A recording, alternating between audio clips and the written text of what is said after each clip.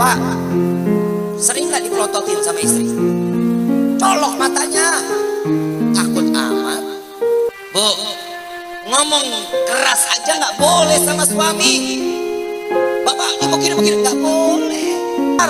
7.000 malaikat diturunkan untuk melaknat istri tersebut sampai balik lagi ke depan kasur. Assalamualaikum warahmatullahi wabarakatuh. Alhamdulillah wassalatu wassalamu ala Rasulillah Sayyidina Muhammad ibn Abdullah wa ala alihi wa sahbihi wa man wala. Amma ba'd.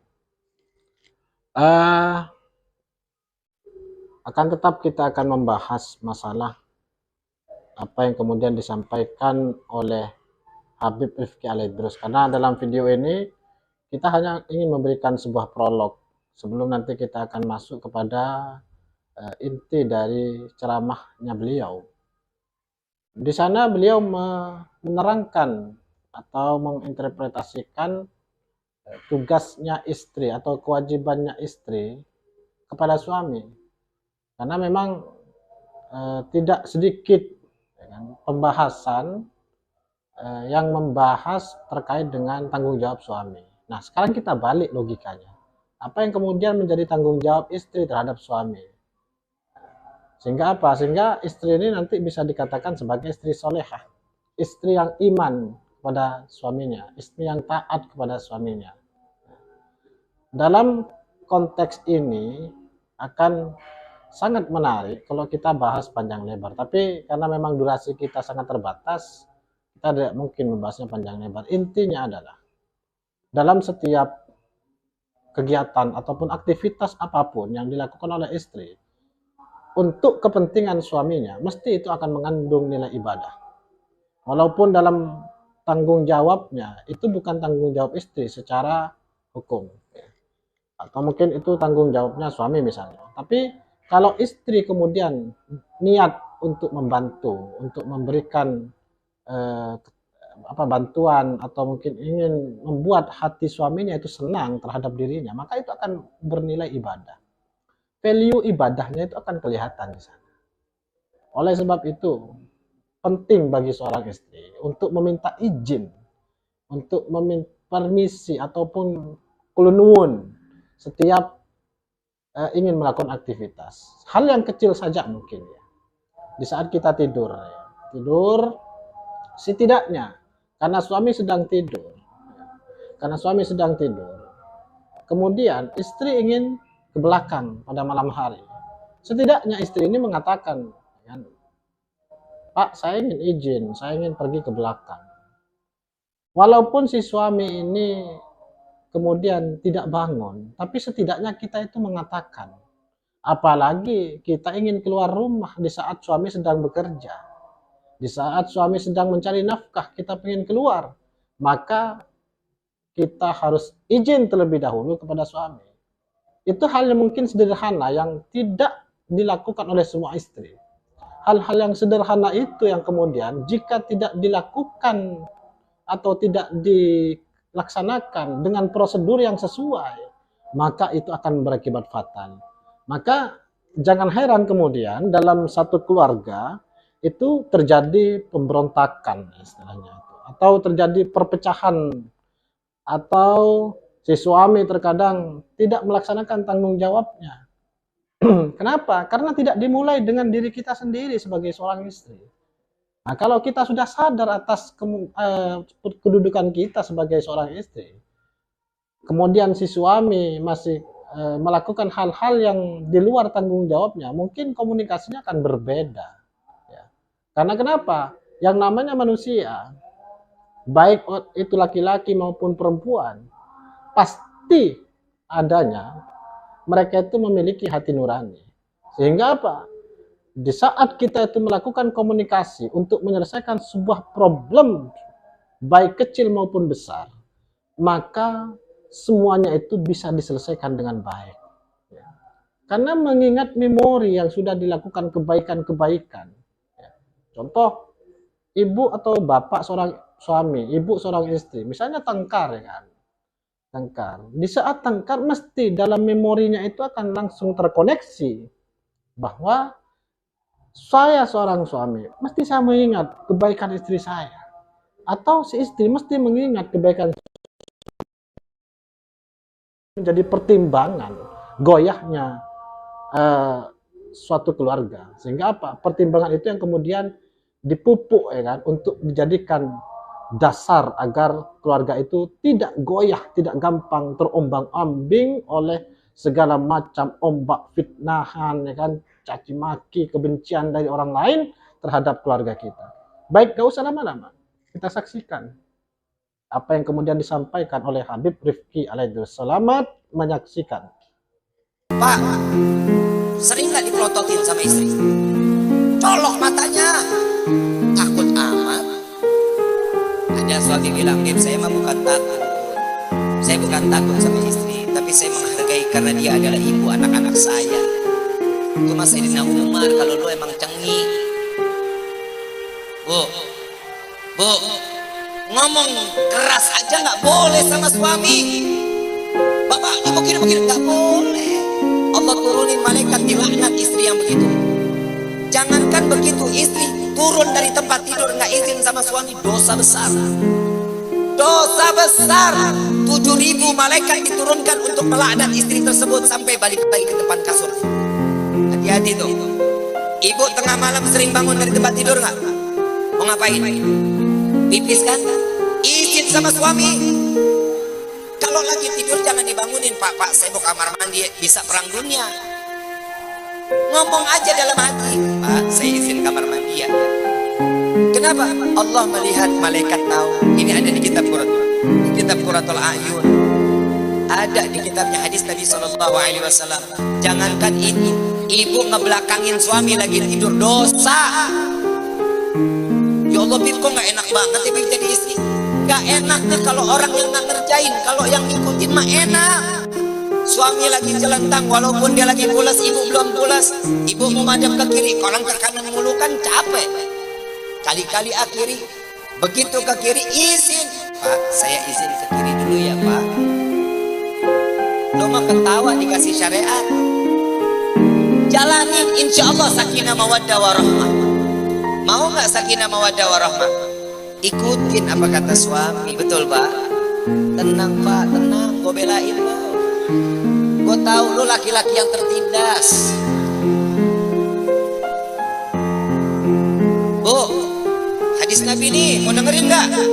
Barang siapa seorang istri mencucikan pakaian suami, tuh 1000 derajat diangkat oleh Allah. Amin. Amin. Amin, lu lemes amat. Nabi SAW mengatakan di dalam hadisnya, barang siapa seorang istri mencucikan pakaian suami akan diangkat 1000 derajat di hadapan Allah. Amin. Alhamdulillah. Ada lanjutannya, 2000 kebaikan diberikan oleh Allah, 2000 keburukan dihilangkan oleh Allah. Alhamdulillah. Masih ada lagi.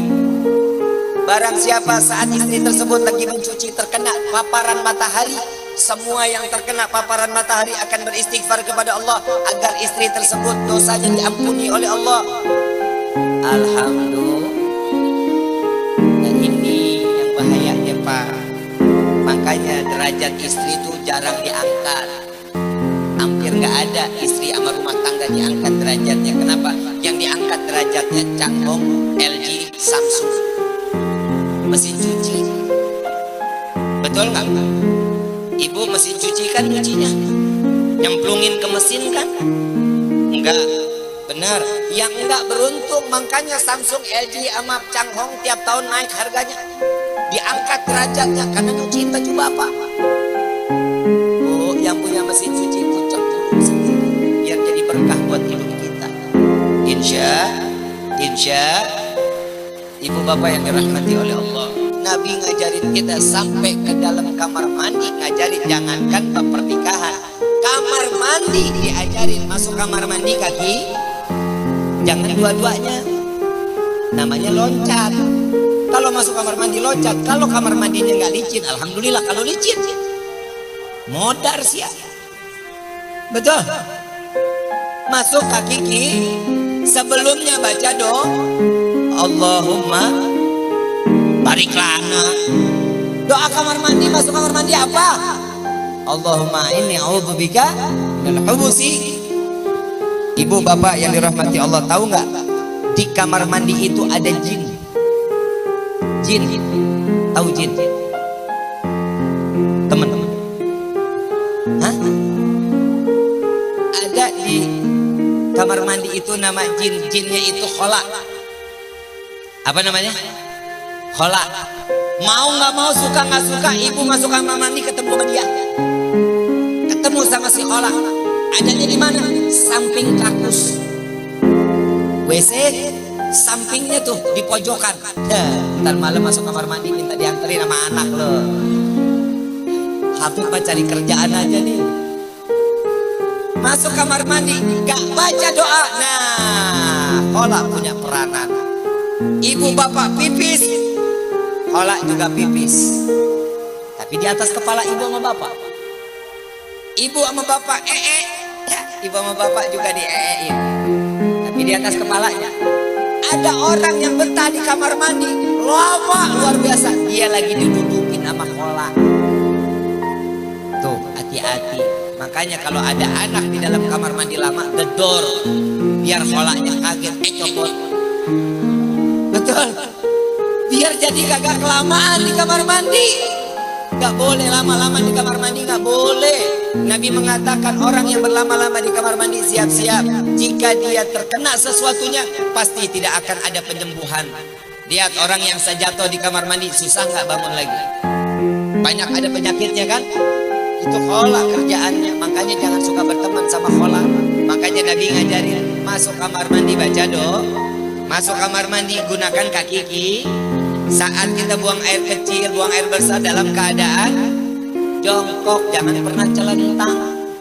Apalagi tengkurap susah. Betul. Dalam keadaan jongkok. Setelah jongkok istinja pakai tangan. Tangan jangan pernah dua-duanya, repot. Megang dayung sebelah mana? Nah, jadi tangan kiri. Masuk kamar mandi sampai pengerjaan istinja, sampai keluar kaki, pahalanya udah berapa itu? Pahala masuk kamar mandi ngikutin sunnah Nabi, pahala. Apalagi kalau seorang istri cuman kerjaannya senyum aja depan suami, pahala luar biasa. Senyum aja, mulai di malam mau tidur bapak, ya pak ya, pokoknya iyahin aja, istri yang begitu. Nih kalau yang bapaknya nggak datang, hati-hati bu. Besok melek mata, saya makan siang, saya senyum terus senyum, pasti malam ditabok sama bapak. Kenapa kemasukan? Orang nggak pernah senyum, makanya senyum. Baik Bapak Ibu yang dirahmati Allah. Tadi kita sudah menyaksikan apa yang kemudian disampaikan oleh Habib Rifqi Alaidrus. Beliau menyampaikan bahwa ada beberapa yang kemudian kita perlu lakukan sebagai seorang istri. Walaupun di akhir video itu kemudian kita bahas masalah doa-doa ya, termasuk doa dalam masuk kamar mandi. Ada yang semoga kita semuanya yang hadir, yang melihat YouTube One Feelings ya, baik itu dari kalangan subscriber maupun melihatnya dari feed short, semoga kita semuanya diberikan keberkahan, keluarga kita diberikan kesejahteraan dan keamanan serta keselamatan. Dan yang paling penting adalah semoga rizki kita yang diberikan oleh Allah Subhanahu wa Ta'ala menjadi rizki yang barokah. Pekerjaan yang sedang kita lakukan, baik seorang istri maupun seorang suami, semoga semuanya itu dijadikan pekerjaan yang barokah, sehingga asupan yang kemudian diberikan kepada anak-anak kita itu menjadi asupan yang halal, yang nantinya akan berakibat positif terhadap akal dan hati mereka, yang konotasinya akan masuk kepada akhlak. Terima kasih banyak. Akhirul kalam. Assalamualaikum warahmatullahi wabarakatuh.